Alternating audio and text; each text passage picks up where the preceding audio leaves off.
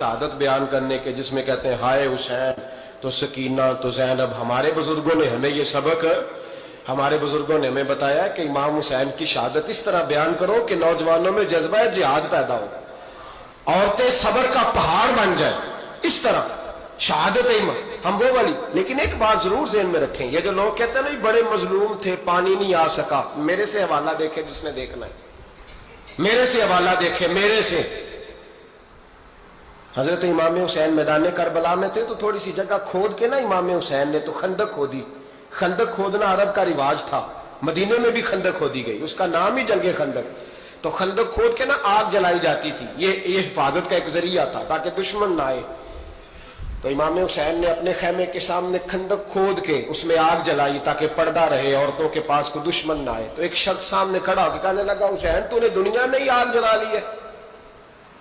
माज़अल्लाह सुम्मा माज़अल्लाह कहने लगा, आगे तो आग मिलेगी, यहां जला ली है। तो इमाम हुसैन कहने लगे, मैं हुक्म देता हूं आग को कि तुझे अभी पकड़ ले।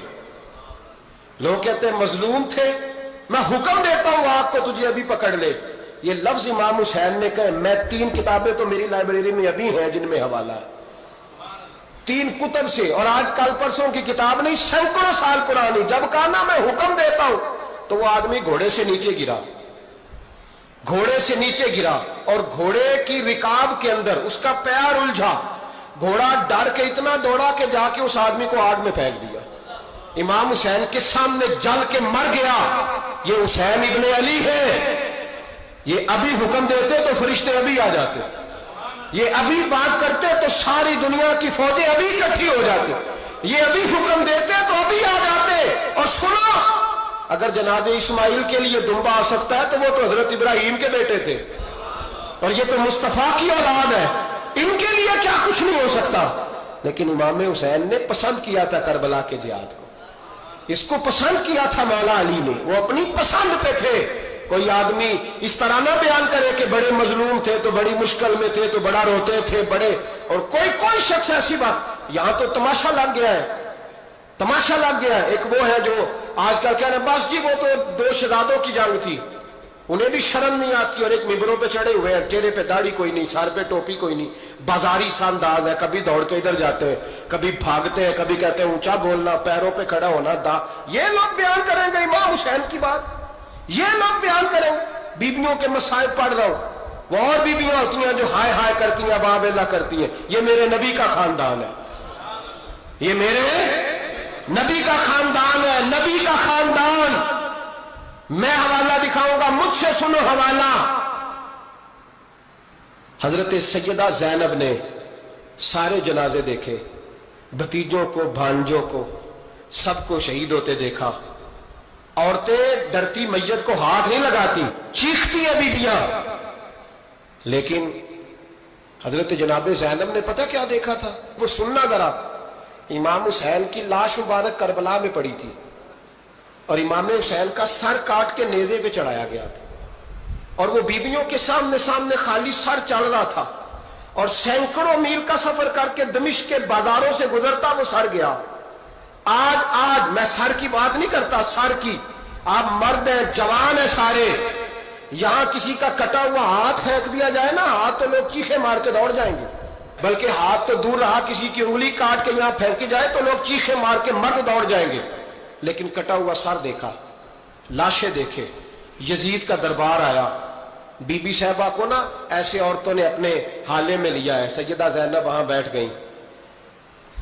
तो जब बोला ना यजीद दरबार में, कहने लगा कि देखो अल्लाह ने इज्जत वालों को इज्जत दी, माज़अल्लाह सुम्मा माज़अल्लाह। और मेरे मुखालिफिन का क्या असर हुआ जब उसने देखे ना, एक आदमी मजबूर है, मकहूर है, इतना लंबा सफर है, गुर्बत है, प्यास है, बीमारी है, क्या अंदाज है। जब इस आलम में यजीद के दरबार में उसने गुस्ताखी की इमाम हुसैन की। यहां लोग कहते हैं किसी को कुछ ना कहो, कि क्यों ना कुछ कहें, जो सैयदना इमाम हुसैन के बारे में बात करेगा जुबानें खींचेंगे उसकी, जो सहाबा के बारे में बात करेगा हम करने देते हैं।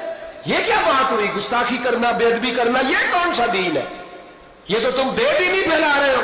सुनो, जब उसने बेअदबी की तो सैयदा ज़ैनब चुप नहीं रही, बल्कि हजरत ज़ैनब बोली और खड़ी हुई। اور آپ نے تلاوت کی قرآن مجید کی اور آیتیں پڑھی، کہنے لگی وَتُعِزُّ مَن تَشَاءُ وَتُذِلُّ مَن تَشَاءُ بِیَدِکَ الْخَیْرُ، اور آپ فرمانے لگی یزید تو کہتا ہے تیرے مخالفین پسپا ہو گئے، تجھے عزت ملی۔ آپ فرمانے لگے یہ تیرا دربار ہے نا، یہ تیرا سجا ہوا ہے نا، تیرا اس وقت ڈنڈا چلتا ہے نا۔ فرمانے لگی چند سال ٹھہر جا، تیرے اوپر لوگ لعنتیں برسائیں گے، اور فرمایا جب جمعے پڑھے جائیں گے تو لوگ میرے حسین کے نام کے خطبے پڑھیں گے۔ فرمایا آج یہ تیرا دربار ہے نا۔ حضرت نعمان بن بشیر صحابی رسول تھے، وہ کہتے ہیں میرے قریب ایک نابینا صحابی بیٹھا تھا، سنو سنو حوالہ میں دکھاؤں گا۔ کہنے لگے میرے قریب اس وقت یزید کے دربار میں ایک نابینا صحابی بیٹھے تھے، جب بی بی زینب نے یہ بات کی نا تو وہ نابینا صحابی میرا ہاتھ پکڑ کے کہنے لگے نعمان علی آ گئے ہیں، یہ تو علی کی آواز ہے، علی آ گئے۔ جبریل امین بول رہے ہو جیسے، حکمت کے گوہر رول رہے ہو جیسے، دربار دمشق میں وہ زینب کا خطاب منبر پہ علی بول رہے ہو جیسے۔ کہنے لگے علی آ گئے، علی، یہ تو علی کی آواز ہے۔ جناب نعمان بن بشیر کہنے لگے نہیں، علی جب بولتے تھے تو بڑا رنگ ہوتا تھا، ابھی تو زینب کھل کے بول ہی نہیں رہی، ابھی تو زینب ستائی ہوئی ہے، ابھی تو زینب زخم کھا کے آئی ہے، ابھی تو زینب پیاسی ہے۔ کاش زینب تر و تازہ ہوتی تو زینب خطبہ پڑھتی تو علی کی طرح گرجدار آواز نکلتی۔ یزید کے محل کانپتے، جبریل امین بول رہے ہوں جیسے، حکمت کے گوہر رول رہے ہوں جیسے، دربار دمشق میں بی بی زینب کا خطاب منبر پہ علی بول رہے ہوں جیسے۔ وہ مسکینوں کی طرح منتیں نہیں کر رہے تھے، ہائے پانی ان کا مزاج ہی نہیں تھا، بلکہ وہ دلیر لوگ تھے، دلیر، اور بر موقع بر محل بولتے تھے۔ یزید آیا دربار میں، جب یہ سارا قافلہ وہاں پہنچا تو یزید دربار میں آیا، اور جب وہ دربار میں آیا تو بادشاہوں کا طریقہ ہے، گاڑیاں اب ہمارے بادشاہوں نے روٹر والی گاڑیاں رکھی ہوئی ہیں، وہ یوں چلتی ہیں، شور ہوتا ہے پیچھے۔ اس زمانے میں کہا جاتا تھا با دبا ملازہ ہوشیار، پیچھے ہٹ جاؤ، نعرے لگنے لگے۔ تو یزید کا ایک ناخلف بیٹا امام زین العابدین سے کہنے لگا تیرا باپ کہاں ہے؟ دیکھ یہ میرے باپ دادا کے نعرے، دیکھ میرے باپ کے نعرے، تیرے کدھر ہے؟ ابھی یہ بات شروع اس نے کی تھی کہ دمشق کی جامع مسجد میں زور کی اذان ہو گئی، اور جب مؤذن نے کہا نا اشہد ان محمد رسول اللہ، تو امام زین العابدین اس کا ہاتھ پکڑ کے کہنے لگے یہ میرے نانا کے نعرے لگ رہے ہیں، اگر تیرا ہے تو بتا، یہ میرے نانا کے نعرے ہیں۔ اور فرمایا تیرے باپ کے 2-2.5 سال لگیں گے، میرے نانے کے قیامت کے بعد بھی لگیں گے، میرے نانے کے نعرے قیامت کے یہ لگتے رہیں گے، لگ رہے ہیں اور لگتے تھے اور لگتے رہیں گے۔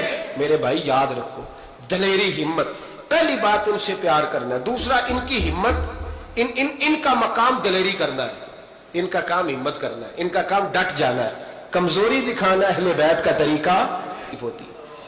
حضرت عباس کے بازوؤں میں درد ہوتی، جناب زینب پھر پریشان ہوتی ہیں کہ ہم تو اس بے حیائی کے خلاف لڑے اور امت ابھی یہ گند کر رہی ہے۔